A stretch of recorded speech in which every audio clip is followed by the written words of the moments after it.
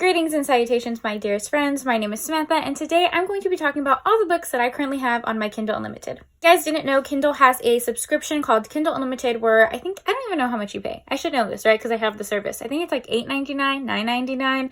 If I'm wrong, I'm going to put it on the screen. Always have deals though. Like I recently just got a deal that they had around Christmas time where it was like 99 cents for 3 months. Like they have that deal all the time. Rent the book and then you return it when you're done, and you can rent up to 10 books at a time. Me, I use this so much. Like I have found that ebooks are like one of my favorite ways to read books. I still love a physical book. I still love audiobooks, but I'm definitely someone who likes to read before bed. And just reading an ebook real quick on my phone is really nice. I tend to fly through books that way. So I think it's worth it if you read a lot of books. Obviously, if you're only reading like one book a month, then no, it's not worth it. But to me, one physical book is like $8. So the service is well worth it in my opinion. And you can get introduced to a lot of indie authors. Like I sound like a bit of an ad right now, but anyways, we're going to be talking about what's on my Kindle. A couple of people do this type of video. I know Crystal from Crystal Bookish Life did it. Loved her video. I actually have a couple recommendations from that video because I was very interested in what she was reading. I think Avery has also done a video like this, so I will link both of their videos down below so you can check them out. Let's just jump right in. It's going to be a quick casual video while I talk about the books I want to read. It's kind of like a TBR video. I never filmed those, so here we go. First book that I really want to read is Don't Hex and Drive by Juliet Cross. This is a recommendation I got from Crystal. She says that I will love this book. I know she really liked this book. This is the second book in the Stay a Spell series. Juliet Cross has already announced like the other names of the books in the series, and the entire series looks like it follows a family of witches. They're all sisters. Paranormal romance. I think it also has like a fated mates trope. At least the very first book did.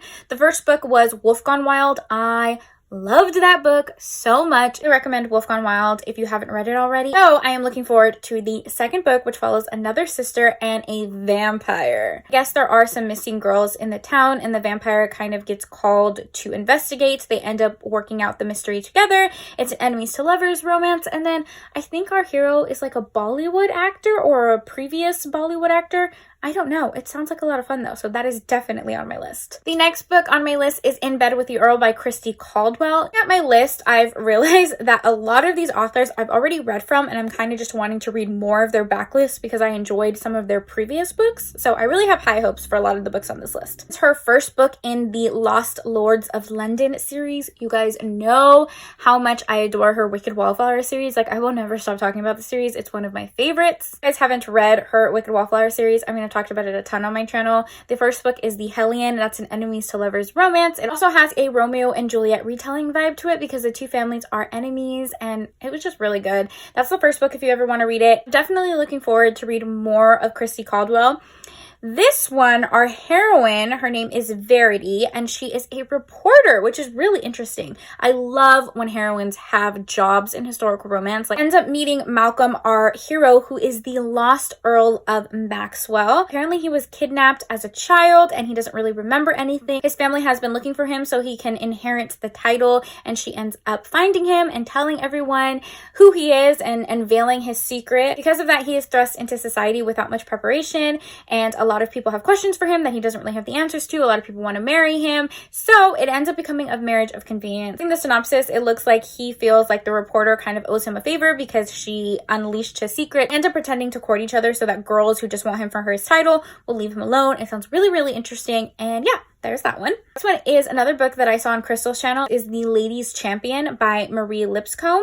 This is the first book in the Hearts of Blackmore series. I also saw this book recommended on Instagram because our heroine is curvy and our hero is thick. I am finding I absolutely love that in books, so super excited to read this one. I'll quickly read the synopsis for this one. It feels so weird talking about these books because like I don't know what rating I'm going to give them. I don't know if I'm going to like them. I just feel like I'm going to like them based on the synopsis. The synopsis for this one says, Natalie Blackmere has always dreamed of meeting the renowned champions of Adland, especially the legendary Brandon the Bear. That's our hero.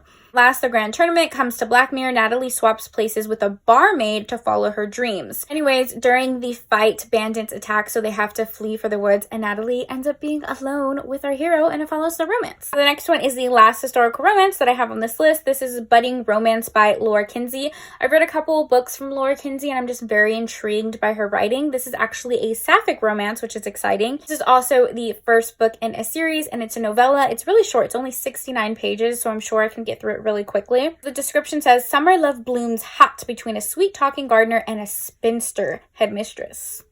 Very spicy, very exciting. I didn't read too much of this synopsis because it's really short and I liked her other books. I read her Chance Limited series and I really enjoyed it. So the next book that I have on my list is Birthday Shot by Risley Adams. Last year I read Go Deep by Risley Adams and it was one of my all-time favorite novellas. Like, if I would have to recommend one single novella to someone, it would definitely be this one.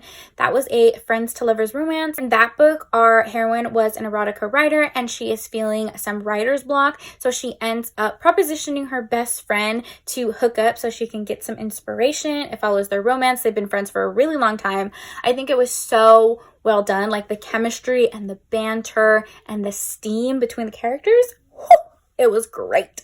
So now I want to read Birthday Shot by her, and that is an older brother's best friend trope. In this book, it looks like her older brother's best friend that she has always had a crush on returns back to their hometown for her brother's engagement. She decides to shoot her shot. It's about to be her 30th birthday. She's always had a crush on him, and she's about to get some birthday sex.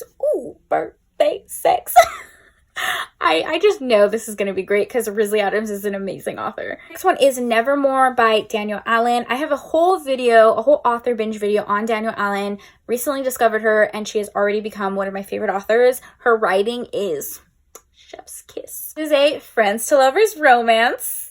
Another one. I like what I like, okay? That's my favorite trope. Main character Raven returns home. She just finished writing a dissertation on Edgar Allan Poe and that infamous poem. Moving in with her best friend JP that she has known for a really long time, and it follows their romance. Danielle Allen wrote Truth or Dare, which is another friends to lovers romance that I gave a 5 stars. It was phenomenal. So I just know like she is going to do this trope so well. Next up is Bad Liar by Lauren Rowe. This is the first book in the Reed Rivers trilogy. Reed, our hero, is a well-known music producer, meeting our heroine Georgina at a party, and this ties into a couple of series. I feel like Lauren Rowe has a lot of books that all tie into each other. This ties into the Morgan Brothers series. It also ties into her standalone novel that I just recently read. It's called Smitten, a friends to lovers rock star romance. And Smitten, it follows Georgina's sister, so you got to see Reed and Georgina's love story like play out in the background. So I'm really interested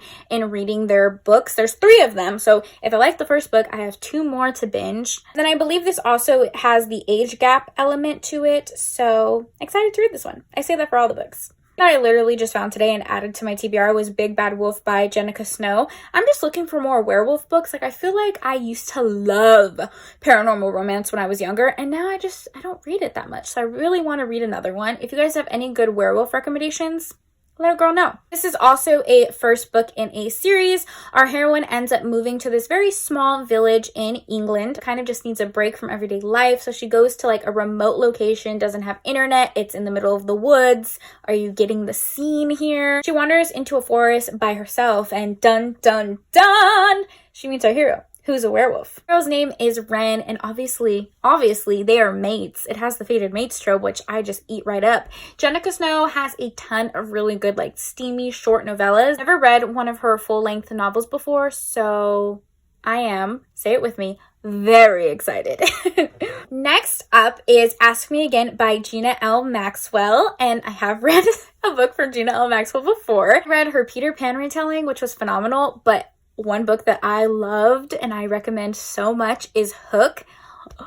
That book was so good. It's a very intense book, but the relationship between our characters, it's so good. It is a retelling and it is also a male-male romance. It follows the relationship between Captain Hook and John Darling, who is Wendy's brother. So I'm just like throwing recommendations at you guys as I talk about the books I want to read, but hey, it's all on Kindle Unlimited, so if you have the service, check any of these books out. Let me know what you think. Ask Me Again is a friends to lovers romance. Are you surprised? No, I am a broken record. I like what I like. Our main character, Trish, ends up getting dumped by her boyfriend of 10 years, so she heads back home to her very small town. She ends up bartending at the local Irish pub, and in walks in her childhood friend. Friends for a really long time. Tony has always had a crush on her, but he's always been in the friend zone, so he decides that he is just gonna go for it, and it follows their romance. Okay, so the last recommendation, I've never read anything from this author, but the reason I downloaded it was because it has a thick hero and a curvy heroine. I already said how much I love that, so that is why I picked this one. Oh my god, did I have lipstick on my teeth the entire video? I don't want to refilm this. If I had lipstick on my teeth the entire video, ignore it because I'm not refilming this. Okay, moving on. With this book, our hero is an MMA fighter. It's called Braden the Red Scott McTavish. I love a Scotch man. He's our heroine at the gym, and from the synopsis, it just seems like he is totally gone for her, head over heels. A lot of people says it kind of has like an insta-love trope to it, but I don't mind that with a romance. Like, I want our hero to be totally obsessed with our heroine. Like, I love that. Those are all the books that I currently have on my Kindle Unlimited. Let me know what you have. Let me know what I should check out. I gave a lot of recommendations in this video as well, but if you want like a separate video of me just talking about like my favorite Kindle Unlimited books, let me know and I would love to film that for you guys. As always, thank you so much for taking time out of your day to spend time with me. It means the world to me. I hope you guys are all staying happy and healthy, and I'll see you in tomorrow's video. Bye!